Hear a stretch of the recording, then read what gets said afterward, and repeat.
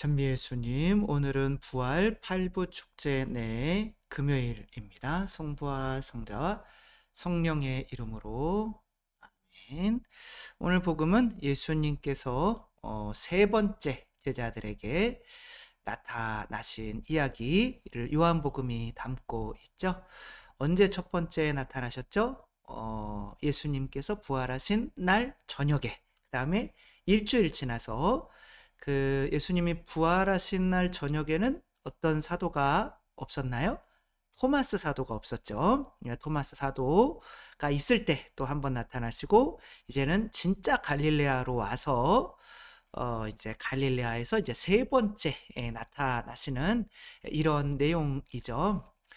그러니까 이제 세 번째 나타나시는 것을 굳이 이야기한다라고 하는 것은 이제 예수님을 만나고 부활을 전하는 어떤 사람들이 어떻게 하면 끊임없이 예수님을 만나고 예수님의 음성을 듣고 체험하며 이제 살아갈 수 있는지를 보여주는 것이기도 하겠죠. 예수님께서 티베리아스 호숫가에서 다시 제자들에게 당신 자신을 드러내셨는데 이렇게 드러내셨다.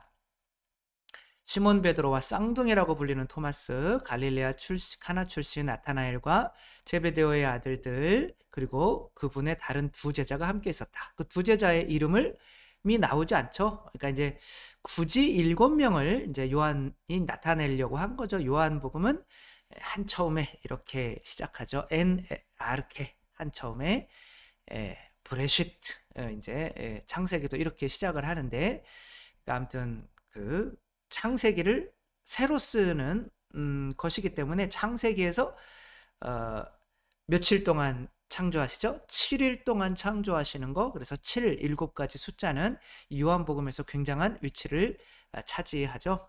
나는 고기 잡으러 가겠네. 그러니까 이제 배는 교회를 상징하고 그 7명은 뭐 칠성사를 베푸는 또 교회의 어떤 성직자들, 복음을 전하는 이들이라고 볼 수가 있는 거죠. 우리도 함께 가겠어. 근데 고기를 아무리 잡았지만 잡히지 않았어요. 밤새 잡히지 않았죠. 예수님인 줄을 알지 못해요. 그들은 얘들아 무얼 좀 잡았느냐 하시자 못 잡았습니다 하고 이렇게 예수님을 모르면서 그냥 대화하는 거죠.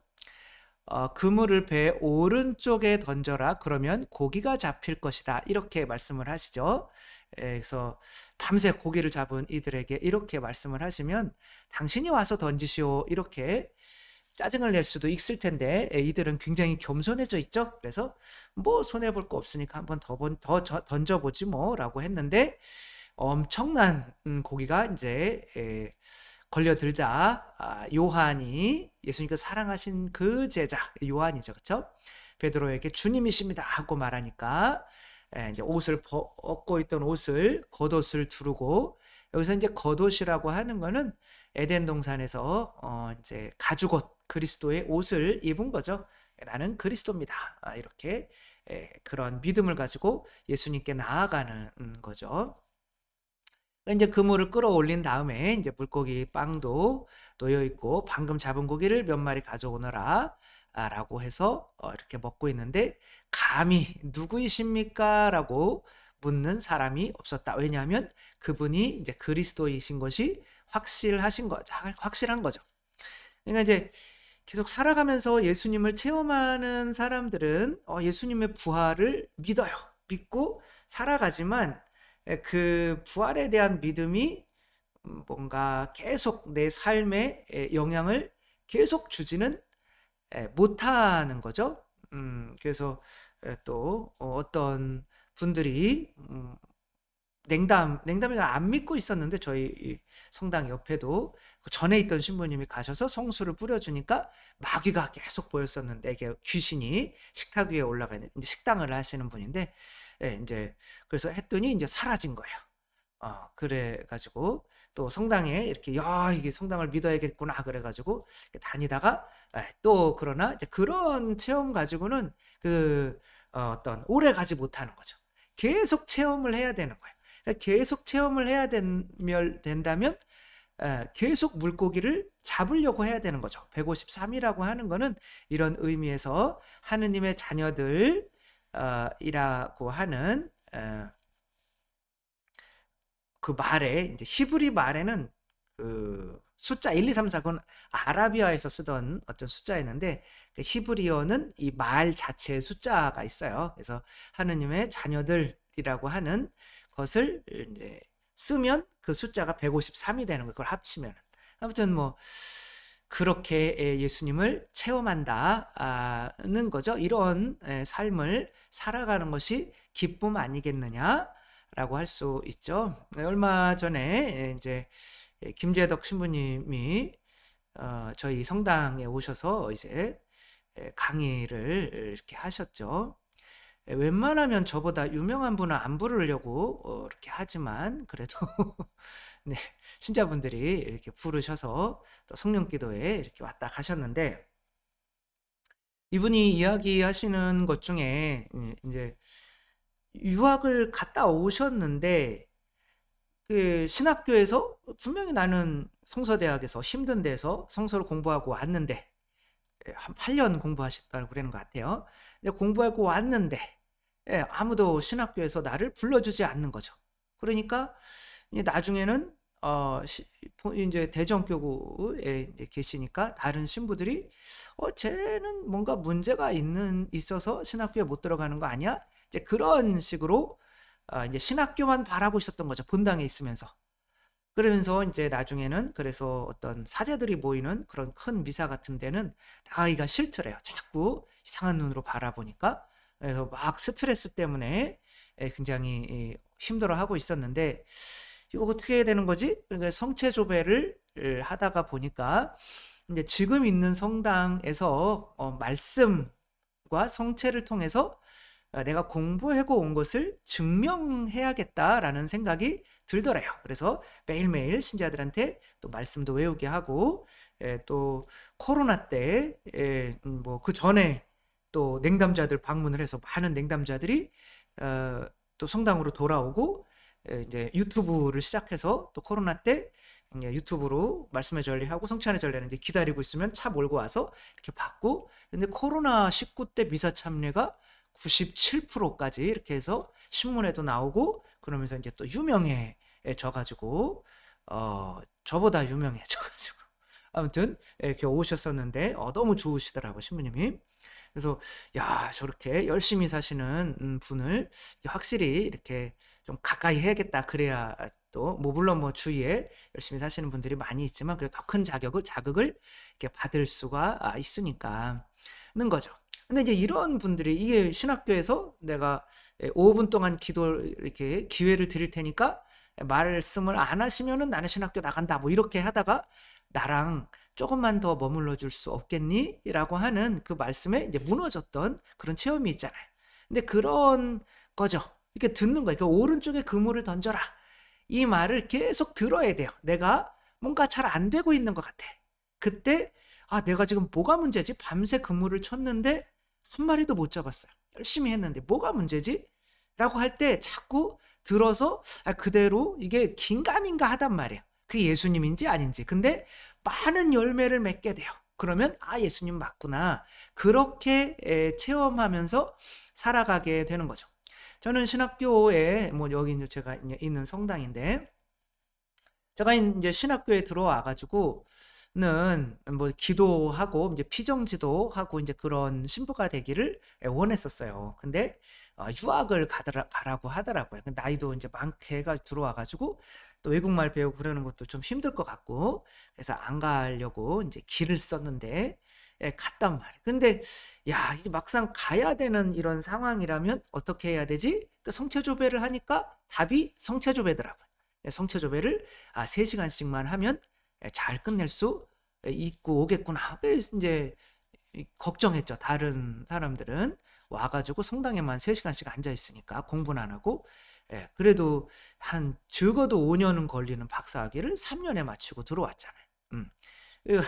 아무튼 뭐 그렇게 근데 오산 성당에 와서 저 주임 신부를 하는데 이게 이제 물론 뭐 신자들도 좀 늘기도 하고, 뭐 그때는 정말 이렇게 공부하느냐고 이 사목이라는 거를 이렇게 막 하고 싶었는데, 사제로서 신자들을 위해서 목숨을 바치고 싶었는데 그렇게 하질 못하니까, 그게 굉장히, 그래서 이제 오산성당에서는 뭐 어, 거기도 한 2년 반밖에 안 했는데, 이제 그때도 거의 목숨을 바치다시피 열심히 해가지고 신자분들도 많이 좋아해 주시고 그래서 감사드리고 한데, 어느 정도 이렇게 신자가 되다가 딱 정체되는 느낌이 있어요. 밤새 그물을 쳐도 에, 물고기가 안 잡히는 그런 느낌. 그때 마침 이제 교구청에 보금마국 부국장으로 이렇게 들어갔죠. 그때 소공동체를 맡게 하시더라고요. 그 소공동체를 맡았는데 뭐 저는 소공동체가 별게 아닌 것 같았어요. 그 교구 소공동체를 책임을 졌는데, 그래가지고 이렇게 보면서 야, 이거 뭐 소공동체 이거 없어져야겠다. 그래서 첫 번째 이제 교구 심포지움을 할 때 제가 이제 강사로 나가서 이거 소공동체 없어져야 된다. 이거 잘못됐다. 그래서 이제 그 소득주가 자체가 없어져야 되는 게 아니라 시스템이 뭔가 좀 쇄신되어야 된다. 뭐 그런 의미로 이제 뉘앙스를 좀 강하게 해서 얘기했는데 6개월 하다가 바로 잘렸죠. 그래서 다른 신부한테 넘어가고 그러면서, 근데 끊임없이 그런 소공동체에 대한 생각을 가지고 있었어요. 그래서 이제 여기 조원동 주교자 성당에 와가지고 소공동체를 이제 조금 시스템을 해야겠다. 근데 이미 50년 정도가 된 성당이기 때문에 뭐 단체들도 많고 해서 제가 생각했던 소공동체를 구현하지는 못했어요. 그러나 어느 정도는 오가 작통법으로 해가지고 저희 뭐 소공동체 봉사자들이 한 350명 정도가 될 정도로 그래도 많이 활성화가 되니까 그래도 제가 왔을 때보다 뭐 그때가 몇 명 나왔을까? 한 700명 나왔다면 지금 한 1300여 분 나오시니까 5, 600명 분 정도가 한 3년 만에 더 이렇게 불어난 거잖아요. 근데 이제 지금 오산에 있을 때 그 시간이랑 지금이 2년 반, 이제 3년 차 들어가고 있는데 그때랑은 느낌이 다른 거예요. 예. 그러니까 그게 소공동체에 대한 그런 것이 바로 오른쪽에 그물을 던져라 였던 거죠. 그러니까 이게 맞구나. 그게 예수님의 음성이 맞았구나. 이 하느님의 자녀들이 많이 잡히는 것을 보고 어떤 이제 그런 것을 느끼면서 체험하면서 왠지 기분이 좋잖아요. 그래서 우리 각자에게 하느님께서 오른쪽에 그물을 던져라라고 하시는, 뭔가 이렇게 해야 되는데 잘 안 될 때 그 음성을 우리가 들으려고 하는 노력을 안 해서 그럴 수도 있지 않을까. 이제 돌아가신 프란치스코 교황께서는 굉장히 이제 가난에 대해서, 그리고 고통받는 사람에 대해서 관심이 많으셨고, 당신도 이렇게 대중교통을 이용하시고 또 우리나라에 오셔서도 전용 헬기가 있는데 KTX 타시고 또 월급도 하나도 받지 않으시고, 또 있거든요. 사제들도 월급이 있고 교황님도 월급이 있는데 이제 한 번도 받지 않으시고 항상 가난하게 그냥 신발 하나로, 그리고 또 우리 교황님이 사시던 이제 그 큰 저택이 아니라 일반 신자들이 오면 머무는 이제 상타마르타라고 하는 그런 알베르고인데, 그런 여관에서 이게 교황 생활을 이제 10년 넘게 이렇게 하시면서 돌아가셨죠. 그러니까 이분이 이렇게 가난을 해서 많은 사람들이 이제 이분이 돌아가셔서 감동을 받고 있는 거죠. 이렇게 가난하게 또 가난한 사람들을 위해서 또 교황님이 되시자마자 이게 난민들 이렇게 물에서 받아주는 나라가 없어서 그냥 그 물에 고기밥이 된 그런 곳에 가셔서 먼저 그들을 위로하고 그들을 위해서 미사를 해주고, 감옥이나 이런 데를 가셔서 그들에게 세종례를 해주고, 이런 모습들이 바로 누구에 의해서 뿌려진 씨앗이냐면 성 프란치스코에 의해서 뿌려진 씨앗인 거죠. 성 프란치스코는 부잣집에서 태어나서 뭐 그냥 집에 가업을 물려받으면 됐었는데, 굳이 나의 아버지는 하느님밖에 없다 라고 하며 자기 옷 다 벗어서 아버지한테 주고 이제 거지로 살아간 거죠. 근데 이제 그것이 다미아노 성당에서 들린 음성인 거야. 내 교회를 재건하여라.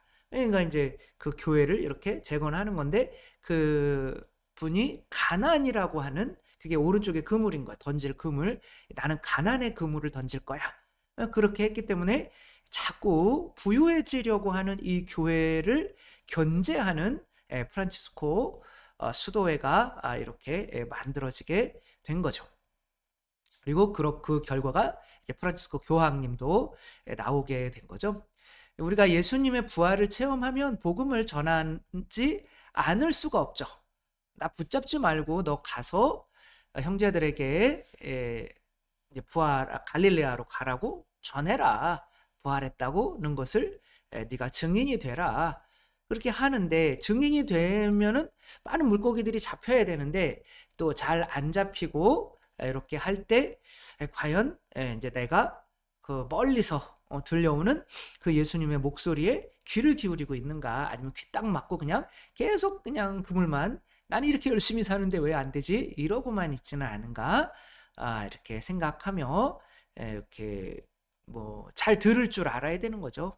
그래서 그렇게 한번 해보고 많은 열매가 맺히면은 이건 내 힘으로 된 게 아닌 거를 알게 되죠. 그러면 예수님께서 부활하신 예수님께서 함께 계시구나라는 거를 느끼면서 살아갈 수 있게 되니까 우리 모두가 다 세례 받으면 사람 낚는 어부로 불림을 받은 거예요. 그 왕직, 사제직, 예언자직 이게 엄마가 되는 거거든요. 엄마, 아기 낳는 거. 근데 이제 하느님의 자녀를 낳는 그 일로 파견을 받는데 어떻게 하면 이게 좋은 열매를 맺을 수 있을까를 자꾸 이렇게 들으려고 하면서 내가 노력해도 안 되는 것이 이게 멀리서 들려오는 이 음성, 예수님의 음성인지 아닌지 모르겠지만 한번 이렇게 해봤을 때 많은 이렇게 물고기가 잡혔을 때 예수님이 함께 계시는구나 라는 것을 우리가 말하지 않아도 알게 된다는 거 느끼면서 우리 항상 내가 지금 이 상황에서 그물을 던져야 될 오른쪽은 어디인지 항상 살피면서 또 듣고 시도하고 하며 나아가는 우리가 되었으면 좋겠습니다. 주님께서 여러분과 함께 전능하신 천주 성부와 성자와 성령께서는 여기 모인 모든 이에게 강복하시어 길이 머물게 하소서. 주님을 찬미합시다. 하느님 감사합니다. 성부와 성자와 성령의 이름으로 아멘. 감사합니다. 사랑합니다.